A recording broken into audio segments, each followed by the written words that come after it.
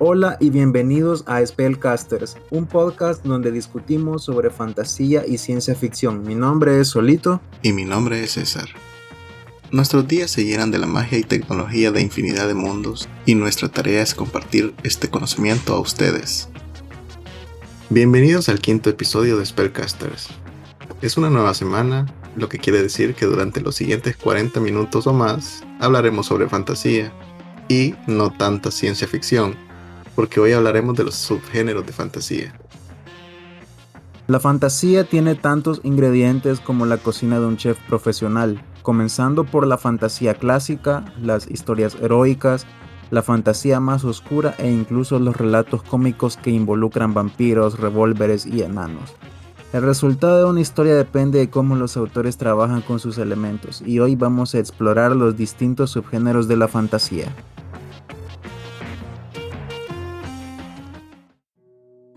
Fantasía, mi género favorito de literatura y de historias en general. César, ¿ya te has puesto a pensar cuántos subgéneros existen?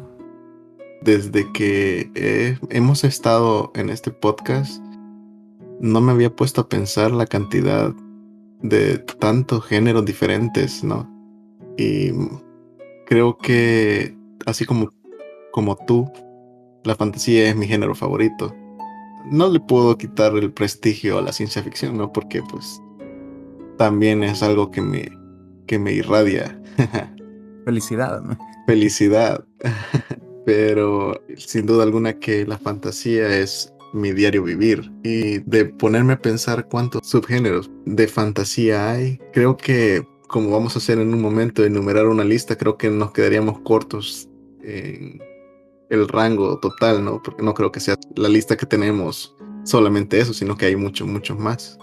Ah, sí, imagínate, tenemos fantasía clásica, fantasía épica, fantasía oscura, fantasía urbana, fantasía cómica, cyberpunk, steampunk, espada y brujería, también llamada fantasía heroica, realismo mágico, ciencia ficción fantástica. Aquí cada Star Wars, por cierto, no es ciencia ficción. Así que con mucho amor me gusta Star Wars, pero digamos la verdad, es más fantasía que ciencia ficción. Todo empezó con la fantasía clásica, que es la que todos conocemos. Creo que vamos a sonar como disco rayado, pero las cosas como son. Cuando nos dicen fantasía clásica, lo primero que pensamos es en El Señor de los Anillos. O si le diste la oportunidad a las películas, a los libros, porque te picó la curiosidad, están las Crónicas de Narnia, La Rueda del Tiempo, La Historia Sin Fin o los cuentos de los hermanos Grimm, que no dejan de ser fantasía, por muy sencillos que los vean comparados con novelas de una densidad de palabras inmensurable en comparación. ¿Qué has estado leyendo últimamente que sea de fantasía para ver en qué género cae?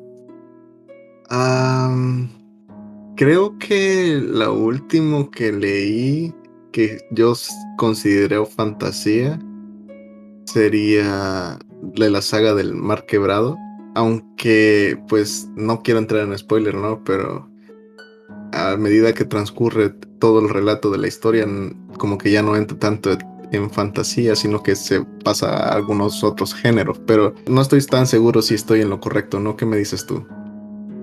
El Mar Quebrado yo lo catalogo en Green Dark por la manera tan salvaje que tiene Joe Abercrombie de escribir su historia, porque a pesar de que es una historia para adolescentes, para jóvenes lectores, el mundo es bastante oscuro, bastante violento, y la magia, cosa clásica en el Grimdark o fantasía oscura, no es algo que los personajes controlen, sino más bien es algo como una fuerza de la naturaleza más, así como el viento o la tierra. Y hablando de la fantasía oscura, pues te diré que creo que es lo que, junto a la fantasía épica, lo que más abunda en mi estantería.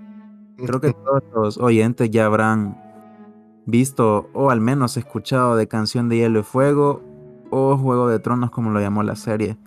Creo que es el exponente de fantasía oscura más popular que hay en el mercado mainstream ahorita.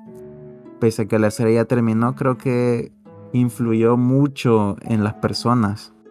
No solamente están esas historias, ¿no? Por ejemplo, como estuvimos comentando el episodio pasado, que Berserk entra en esta categoría. Y pues hablando de Berserk, F, por cierto. sí, que pues murió su creador hace poco. El impacto que me dio esto, para no salirnos tanto del tema por el momento, pero sí, Sí, porque pasaste una semana en shock. sí, bueno, más que una semana, fue un día bastante lamentable para mí, pero creo que no sé si la mayoría de la gente sabrá, pero Dark Souls y toda la saga Souls está bien, bien arraigada a Berserk, como inspiración.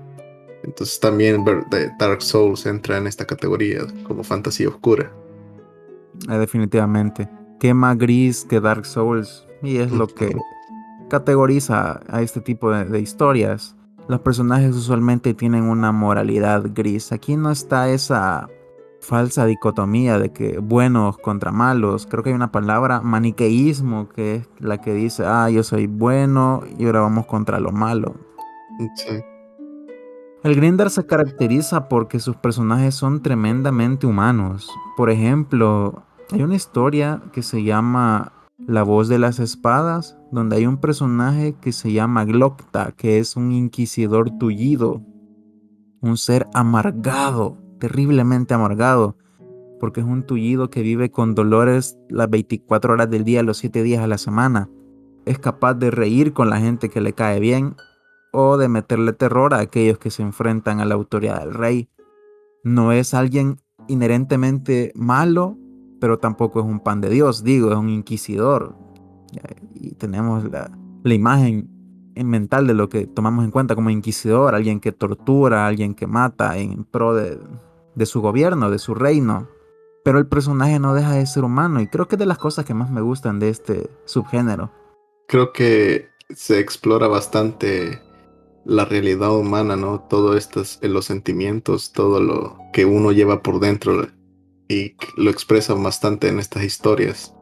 El odio, el amor, todo está bien claro. Sí, con un realismo bastante puntual.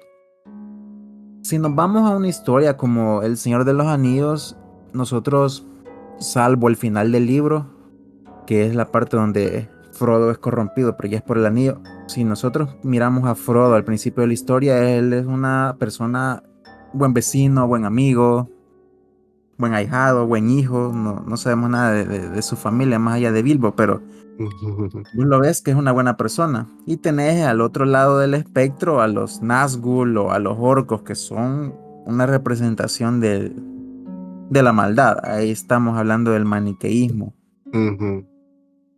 Creo que es de las cosas que más ayudan a diferenciar cuando una historia es oscura o clásica. No quiere decir que en una historia de fantasía clásica no pueda haber momentos oscuros, porque definitivamente los hay. O sea, está Sauron, el Señor Oscuro. En la Rueda del Tiempo también tenemos al Señor Oscuro, que no se llama así, pero es similar. Por otro lado tenemos la fantasía épica. Cuando hablamos de fantasía épica, pensemos, aquí los fans del videojuego quizás entren en sintonía con nosotros, las historias de Warcraft o de Elder Scrolls, como lo es Oblivion o Skyrim, donde somos este héroe y nos embarcamos en una misión. Y aquí se caracteriza por tener muy presente el viaje del héroe. Creo que también en esta categoría podrían caer las obras estas antiguas de los griegos, ¿no? Que eran prácticamente, Definitivamente. sí, La esta Ilíada, la la Odisea. Ilíada, sí. Ajá.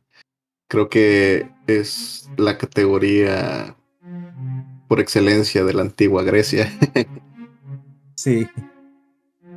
Tolkien es a la fantasía clásica lo que las historias de la antigua Grecia es la fantasía épica, diría yo, ¿no? Lo que Berserk fue al Grimdark también. Renderse.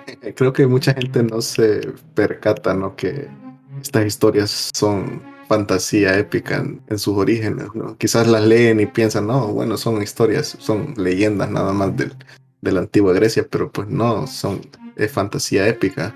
Y ahí podemos darnos cuenta de hace cuánto tiempo se está creando este tipo de historia. Ah, sí, desde que el mundo es mundo. Una de las primeras novelas que se tiene registradas es la historia de Genji, pero esa ya entra dentro de la categoría romántica, así que ahí no vamos a meternos, pero para que tengan una idea, esta historia fue escrita hace más de 2000 o 3000 años más o menos. ¿Qué otro género tenemos aquí en nuestras estanterías? Fanáticos de Harry Potter, opinión poco popular, fantasía urbana. Ustedes son fantasía urbana. Quizás no parezca, no, ajá, no lo parezca tanto, porque vemos la historia más que todo tomar lugar dentro de Hogwarts. Sí, pero quizás le explicamos a nuestra audiencia qué es la fantasía urbana en sí, porque quizás mucha gente no tiene este concepto tan arraigado, ¿no? En su mente. ¿Cómo se le explicarías a un niño pequeño? Pues la fantasía urbana se caracteriza porque es el mundo donde se desarrollan las historias está como bien pegado o la aproximación a nuestro mundo es bastante similar, pero en este mundo que hay magia y hay monstruos, hay seres mágicos. Imaginen que van a la tienda y ustedes no saben que la señora que les vende el pan en realidad es una bruja. Ya tienen su fantasía urbana. Obviamente en nuestro mundo no existe, ¿no? Bueno, esperemos que algún día logremos ocupar una varita. Hasta donde sabemos. Todavía no me rindo con que me llegue mi carta de Hogwarts, aunque ya estoy viejo. Que pasaron 20 años. Todavía no. 19. Hablando de 19, hace poco estuviste cumpliendo años también, ¿no? Espero que te haya caído algún libro bueno de cumpleaños. De mí para mí, por supuesto. ¿Qué otras obras podemos encontrar en este subgénero? Una de las novelas más populares de la fantasía urbana es Cazadores de Sombra de Cassandra Clark. Este trata sobre un grupo de estudiantes de una academia que se mantiene en las sombras, cuyo trabajo es salir a la noche en búsqueda de criaturas hostiles para la humanidad, vampiros, hombres lobo, cosas similares. Hay otra llamada Las Crónicas de Harry Dresden, donde nuestro protagonista es un mago que vive en Chicago y está en el directorio telefónico. Esta incluso parece una combinación de fantasía urbana con novela negra, porque es como un detective privado. ¿Y cuál es su trabajo? Pues lo mismo, darle caza a monstruos, vampiros, hombres lobos, cualquier cosa no natural que se les ocurra que andan sembrando el terror en las calles. Pues hablando de vampiros y hombres lobo, pues podemos incluir también a Van Helsing en esta lista, ¿no?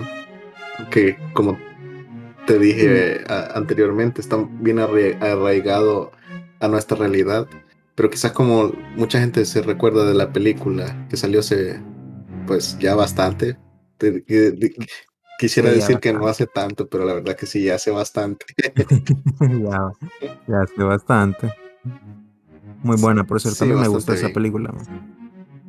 Fue el último vampiro respetable que tuvimos luego de Crepúsculo. Sí, y como te digo, la realidad pues no está tan apegada al día presente, pero sí está como bien apegada ya en aquel entonces del siglo XIX, ¿no? Cómo vivía la gente ahí en los pueblos, todos los mitos estos de los vampiros y todos los mitos estos de los hombres lobos. Y el doctor Yelki, Ujú. Frankenstein, etcétera. Sí, Van Helsing yo la pondría no solo en fantasía urbana, sino que le metería elementos de steampunk. Eh, Porque Van Helsing no tiene poderes sobrenaturales, él usa herramientas fabricadas por los hombres para derrotar a estas criaturas. Y aquí pasa algo que hace difícil meter en un molde a las historias, porque nada es de un género exclusivo, sino que es una mezcla. No puedo decirle híbrido porque a veces son dos, tres, cuatro, hasta cinco subgéneros que se mezclan en uno solo. sí, Pero siempre hay elementos que le hacen destacar en uno principalmente. sí. Bueno, como estuvimos comentando hace un momento, ¿no? Que a veces es como complicado categorizar por completo las historias, pero tal vez por un elemento en específico tú logras definirlo. Si no, pues igual puedes ocupar Wikipedia para adivinar al final de qué subgénero estabas leyendo. Sí, el otro día estaba escuchando una charla de personas hablando justo de este tema y mencionaron un subgénero que nosotros no hemos listado. que era la fantasía de dragones. Supongo que existe para que lo hayan mencionado. En lo personal nunca lo había escuchado o lo había considerado, porque yo meto a los dragones en cualquier género fantástico que quepan, porque bueno, a quien no le gustan los dragones.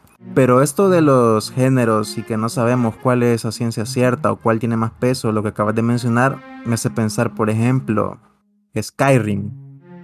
Es la historia del nacido del dragón, cuyo objetivo es matar a un dragón, bueno, a muchos dragones. ¿Eso significa que Skyrim es fantasía de dragón o es fantasía épica con dragones? Creo que la línea es muy delgada, creo que es bastante subjetivo. ¿Qué piensas? Sí, creo que muchas historias pueden caer en diferentes categorías, pero no por tener un elemento en específico en la historia lo hace una nueva subcategoría, ¿no? Así como estás diciendo, creo que esto de las fantasías de dragones no, quizás no caería en una categoría nueva, sino que ya en una de las preexistentes. Sí, no sé si alguna vez has curioseado en Wattpad.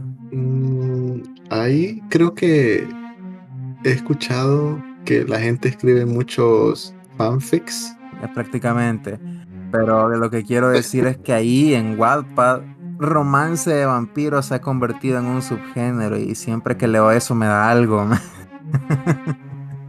Mm, Es lo que te digo, que tanto tiene que pasar algo para que se convierta en algo, ¿no? Hay tantas historias ahí sobre romances con vampiros o hombres lobo a raíz del boom que tuvo Crepúsculo, que en esta página, en esta app, se convirtió en su propio subgénero, ¿no?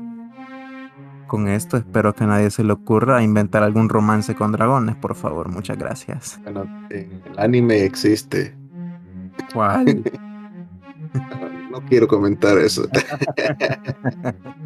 Oh, por Dios. Pero bueno, hablando de Crepúsculo en específico, ¿en qué categoría lo pondrías tú? Crepúsculo es una novela de romance fantas- con fantasía urbana. Sí, yo también lo pondría en fantasía urbana. Aunque la meto más como novela de romance, teniendo la fantasía urbana como subgénero. Mm, Porque sí, lo que mueve la historia en Crepúsculo no es que Edward o el otro tipo sea vampiro o hombre lobo. Lo que mueve la historia es es el Bella, amor. entre comillas, el amor Bueno, su entre, obsesión con el tipo, ¿no? entre Bella y este sujeto que ha fingido tener 17 años por más de sabrá Dios cuántos siglos, ¿verdad? Por eso la catalogo como una novela de romance y no tanto como fantasía urbana. Uno de mis subgéneros favoritos, porque lo estoy descubriendo y la verdad me ha gustado un montón lo que he experimentado ahorita, es la fantasía cómica. No sé si has tenido oportunidad de leer Mundo Disco de Terry Pratchett. Y fíjate que, como te comenté la última vez, cuando escucho audiolibros, porque pues es mi medio por el momento predilecto, ¿no? Me gustan las historias que duran más de 20 horas o por lo menos de 15 horas en adelante. Y luego vi que esta historia de Mundo Disco y todas las demás de la saga, creo que duran como entre 5 y 7 horas cada libro. Entonces quizás no le he dado tanta importancia, pero se ve que mucha gente la recomienda. Entonces me está como dando la pauta para decir, oh, bueno, dale la oportunidad, ¿no? Sí, lo interesante de esta, yo apenas voy por un primer libro de Terry Pratchett de Mundo Disco. Escúchate, escúchate, es más, dame chance, voy a ir a agarrar el libro. Escúchense la contraportada. No suelta spoiler, pero les va a dar una idea a lo que nos estamos enfrentando al leer esta novela que se llama Hombres de Armas. Sé un hombre en la guardia de la ciudad. La guardia de la ciudad necesita hombres. Hasta ahora, sin embargo, la guardia nocturna solo cuenta con el cabo Zanahoria, técnicamente un enano. El agente Cody, realmente un enano. El agente Detritus, un troll. la agente Angua, una mujer la mayor parte del tiempo, y el cabo Nobbs, descalificado de la carrera evolutiva por hacer trampas. Y necesitan toda la ayuda que puedan conseguir porque hay un asesino suelto en las calles, con un arma nueva y mortífera. Y lo más peligroso, un plan para devolver a la ciudad de Ankh-Morpork su grandeza perdida. Además, tienen que desenmascararlo antes del mediodía, cuando el capitán Vimes devuelva su placa y se case con la mujer más rica de la ciudad. Comparado con los que se le viene encima, acabar con aquel dragón que atacó la ciudad hace un tiempo resultó fácil. Hasta enfrentarse a un ejército de enanos sería más fácil. Y si la tarea es complicada para un cuerpo de vigilancia normal, para la guardia nocturna puede convertirse literalmente en un auténtico rompecocos. ¿Qué tenemos aquí? Cuando digo enanos, trolls, cosas así, pensamos fantasía clásica. Hay dragones incluso. Oh, entonces es fantasía de dragones. Es fantasía de dragones. Pero su verdadero género es fantasía cómica porque se centra alrededor de la sátira y la comedia. Creo que es de las cosas que más destacan a Terry Pratchett, que es capaz de soltarnos los insultos más creativos sin que nosotros nos demos cuenta, porque muchas de las cosas que se cuentan en estos libros son una sátira o una crítica a nuestra sociedad, usando elementos fantásticos y cómicos. Porque no les voy a contar nada, pero supongo que les dio curiosidad eso de que Angua es una mujer la mayor parte del tiempo, o que el cabo Zanahoria es técnicamente un enano. Creo que muchas de las historias o muchas de las obras que he leído, pues quizás no en su 100%, pero quizás en algún porcentaje menor, me ha sacado una risa. Y creo que pues Harry Potter ha tenido bastante eso, ¿no? De que me saca risas en algunos momentos, pero creo que esto que dices de Mundo Disco y otras historias parecidas, ponerme a pensar que durante todo el tiempo que esté leyendo la historia me voy a reír o voy a sentir algo así bonito, ¿no? Me hace sentir interesante estas historias. Es como Shrek. ¿A quién no le gusta Shrek? ¿Quién no se ha reído con Shrek? Shrek es fantasía cómica, señores. Es un popurrí Sí. de los cuentos clásicos, pero subversionados, girados al estilo que solo Shrek ha sido capaz de hacerlo, ¿no? Y Shrek es fantasía cómica con una muy buena historia. Shrek 2, mi favorita de todas. Nuestro otro subgénero es la espada y la brujería. Ejemplos relámpago de esto: Conan el Bárbaro, los más rucos tal vez se acuerden de él, o de Sheena, la princesa guerrera, ¿no? O los no tan rucos tal vez sepan de un juego que se llama Dragon Age, o uno que se llama Divinity Original Sins, o obras tan rebuscadas como La Casa del Nigromante. ¿Qué es la espada y la brujería? Es básicamente, hay un malo maloso y yo voy a reunir a un grupo de guerreros para derrotarlo en un tiempo limitado. Suena burdo, pero es el núcleo que caracteriza a estas historias. ¿Creerías tú que Diablo entra en esta categoría? Diablo, veamos.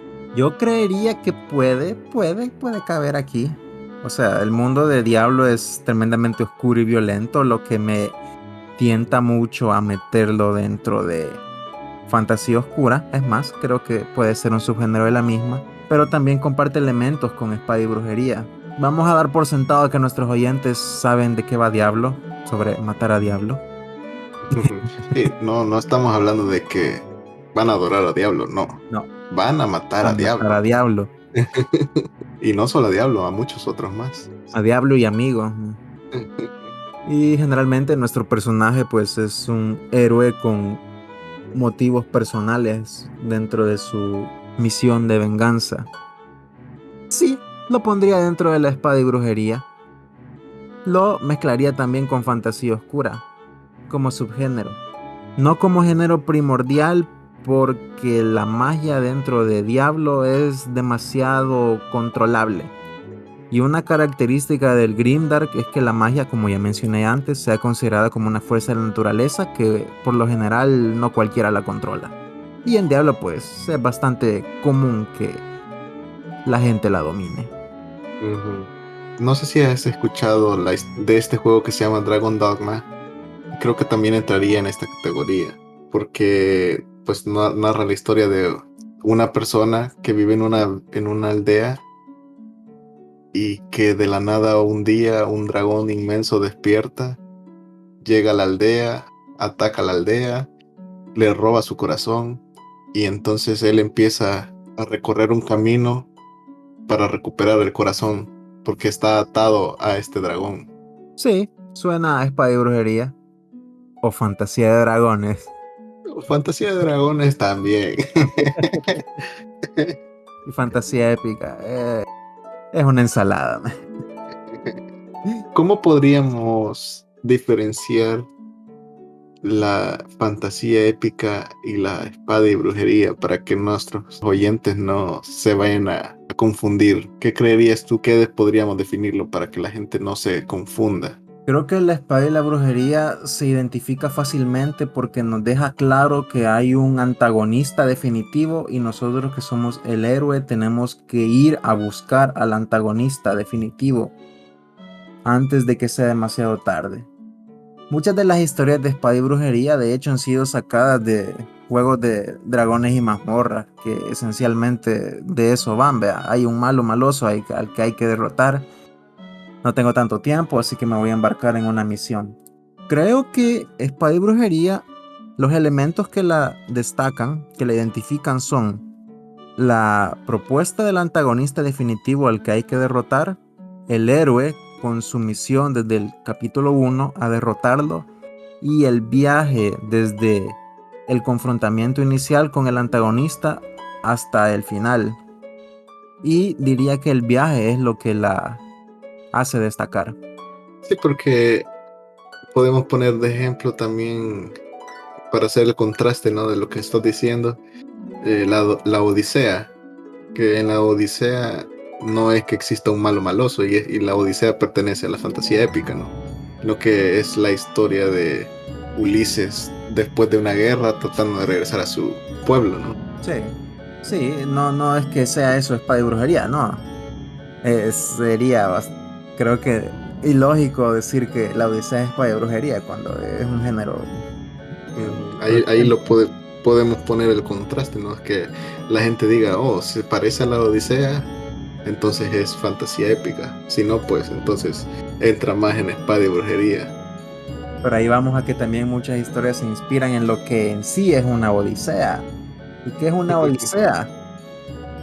Un viaje de descubrimiento para alcanzar un objetivo, algo que está al principio inalcanzable, pero que luego de muchas vicisitudes lo logras. Por ejemplo, vamos a un videojuego que ha salido hace poco y que lleva el nombre en el título, por ejemplo, Super Mario Odyssey. Es una odisea. Mario se embarca en un viaje que lo lleva por lugares increíbles con un objetivo en mente. Y es Bowser un dragón, es fantasía épica y fantasía de dragones Fantasía de lo que estamos. dragones, es fantasía de tortuga dragón. Todo es fantasía de dragones si sos creativo. O más bien si no sos creativo. ¿Qué te parece si hablamos un poco acerca del steampunk? Ok. ¿Qué caracteriza al steampunk?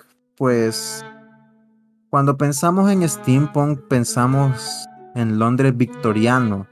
Pensamos en máquinas de vapor y en bobinas Tesla, porque es la estética más popular que nos dan los medios audiovisuales, o novelas como las de Julio Verne, precursora en mi opinión de la ciencia ficción en muchos sentidos. ¿Te Sí. leíste 20.000 leguas de viaje submarino? Quisiera decir que sí para que nuestros oyentes no me juzguen, pero la verdad es que no. No. No creo que te juzguen. Esa es una novela básicamente de ciencia ficción y yo la catalogo a lo steampunk por la época y la manera en que te describen la tecnología, ¿no? El steampunk lo definiría cabal como esas historias ambientadas donde la tecnología va creciente, pero todavía hay costumbres. Dame algún ejemplo, César, de obras narrativas de steampunk, sean películas, libros o videojuegos. Si me pongo a pensar, tengo un par de animes, pero en específico hay uno que se llama Steam Boy, que en su nombre está, ¿no? Steam, y pues narra la historia de este muchacho que no recuerdo muy bien en sí, porque ya fue hace muchos años, perdón por tener mente de viejo, pero ah, sí, la temática era esta, ¿no? De que era un mundo bien, bien, bien steampunk. BioShock Que- es steampunk, ¿no? Yo lo catalogaría como steampunk. Sí, la verdad es que entra bastante en esta categoría. Es más, me diría que es un híbrido de steampunk con distopía y muchas distopías tienen elementos de steampunk. BioShock Infinite, por ejemplo, yo también la catalogo como steampunk. ¿Por qué? Por el tipo de tecnología, la ambientación que recuerda mucho la era victoriana o Nueva York allá en 1920, que son el tipo de estética más relacionada con este subgénero. Ya de lo que trata una novela steampunk, pues ya depende del autor, puede ser cualquier cosa, de mezclar una historia detectivesca como que si es novela negra Ujú. o una novela de la mafia con yakuzas steampunk, lo cual suena a una buena idea, quizás, quizás lo anote por ahí. Estamos compartiendo ideas. Por ejemplo, en la saga Wildcard de George R.R. Martin hay una novela ambientada en 1920, que por la estética y el tipo de tecnología que mezclan con la ciencia ficción de estas novelas, diría que sí, es steampunk. Ahora, pasando a su hermano mayor y más caótico, tenemos el cyberpunk. ¿Algo cyberpunk que hayas consumido recientemente o en tu historial? Quizás no tan recientemente, bueno, no, quizás no tan recientemente, pero una de mis películas favoritas, creo que se podría decir que mi saga favorita número 2 es Matrix, y creo que a nadie le quedará dudas de que pertenece a este subgénero, ¿no? Sí, pero antes expliquemos de qué va el cyberpunk o qué lo define. El cyberpunk se caracteriza principalmente por tener una sociedad decayente en un futuro lejano, un par de siglos generalmente, donde la tecnología y las máquinas han deshumanizado a la, valga la redundancia, humanidad, donde las máquinas han sustituido mucha de la interacción del hombre con sus similares y ha degradado los valores morales. Matrix, por ejemplo, pues es un mundo dominado por las máquinas.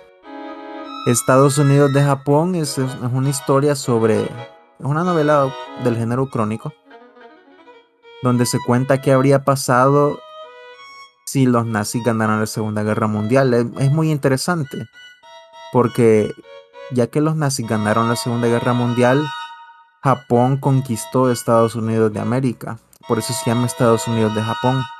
Y vemos un avance tecnológico, pero increíble, a lo Ghost in the Shell, la historia en la que se inspiró, por cierto, el autor de esta novela.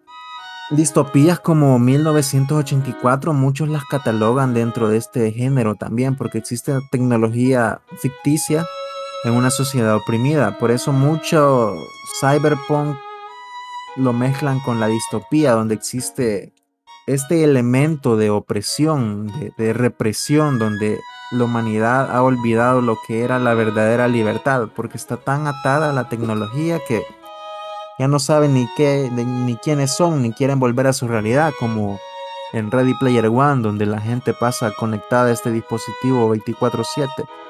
La novela no profundiza mucho, pero imagino que hubo gente que incluso se murió de hambre por estar metida en ese mundo virtual, mientras la basura se acumulaba en el exterior, ¿no? No estoy tan seguro de cómo va la trama en sí. Bueno, me imagino que la trama entre el libro y la película será bastante similar, ¿no? Pero visualmente la sentí bastante como sobrecargada. Entonces no estoy tan seguro de cómo lograba el autor describir tanto. Y creo que eso es parte de los elementos de Cyberpunk, ¿no? Que hay demasiados elementos en las historias.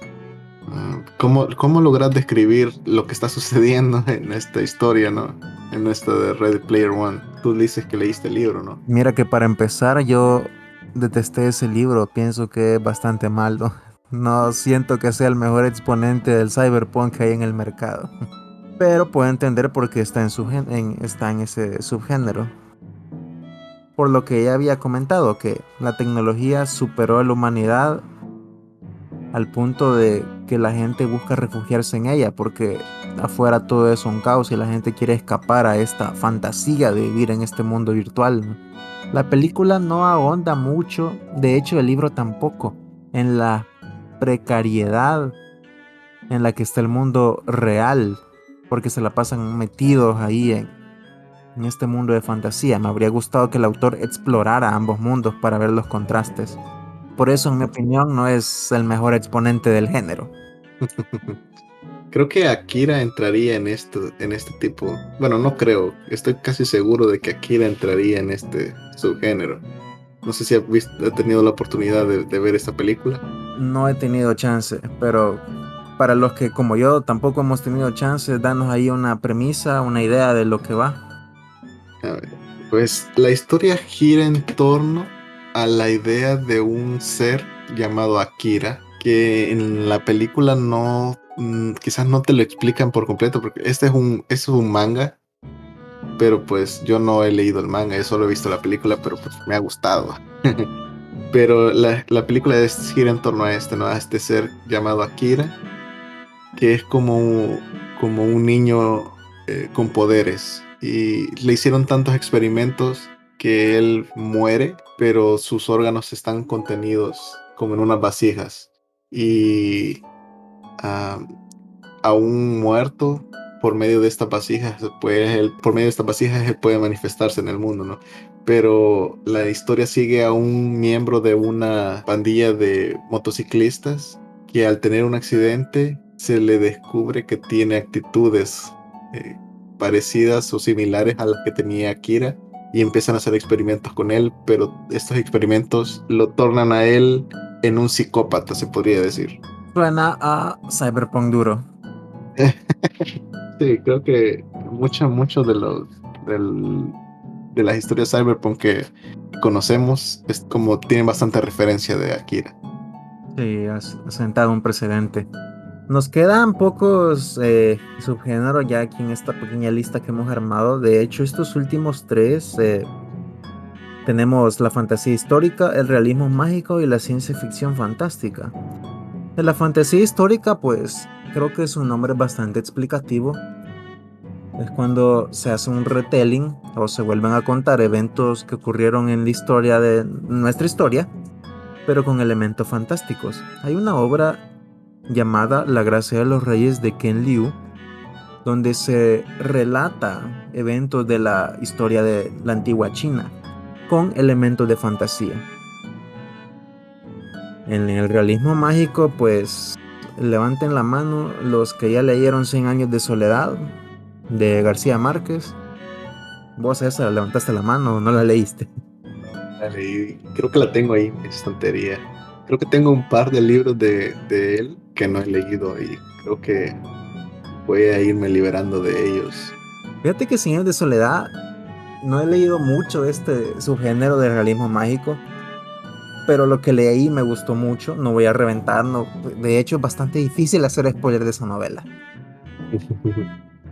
Léanla si tienen chance. Pero como su nombre se lo indica, se caracteriza por ocurrir generalmente en nuestro mundo y que en una novela cotidiana pues haya situaciones que no nos explicamos. Son elementos muy sutiles, pero no son el centro de la historia. Y finalmente tenemos la ciencia ficción fantástica. Aquí entra Star Wars. Como mencioné al principio, Star Wars lo considero como una obra de fantasía y no tanto de ciencia ficción por los elementos que explican y que no explican. Y algunas historias de Final Fantasy, 7, 8 y 9 para ser exactos.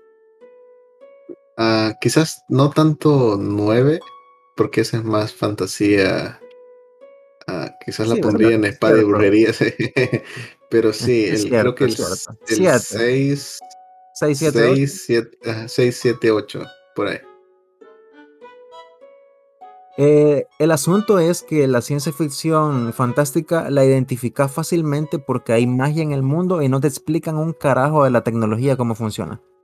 Funciona porque un ingeniero lo hizo, nanotecnología, lo que quieras. A diferencia de la ciencia ficción que si busca darle una explicación, tienen las leyes de este mundo, te dicen, esto funciona así porque la física, ¿verdad? Ejemplos de ciencia ficción fantástica aparte de Star Wars y Final Fantasy, César, yo metería ahí el género de los superhéroes, que pues, a la vez es su propio subgénero. Como te digo, esto es muy híbrido, muy mezclado, ¿no? ¿Los hombres X son ciencia ficción o fantasía? Creo que es ciencia ficción. Bueno, mm, una buena investigación la que tenemos que hacer ahí, ¿eh? Sí, será un acertijo para nuestros oyentes. ¿Son los X-Men ciencia ficción o fantasía? Nos pueden dejar en los comentarios ahí si quieren. Para cuando comenten. Sí.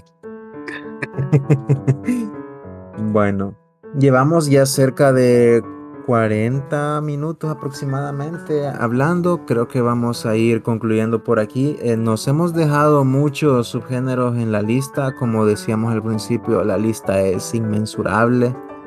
No ahondamos lo suficiente en la fantasía de dragones y es algo que tenemos que corregir, siento yo. No. No he Siento que me visto hizo cómo falta decir entrenar. algo de eso.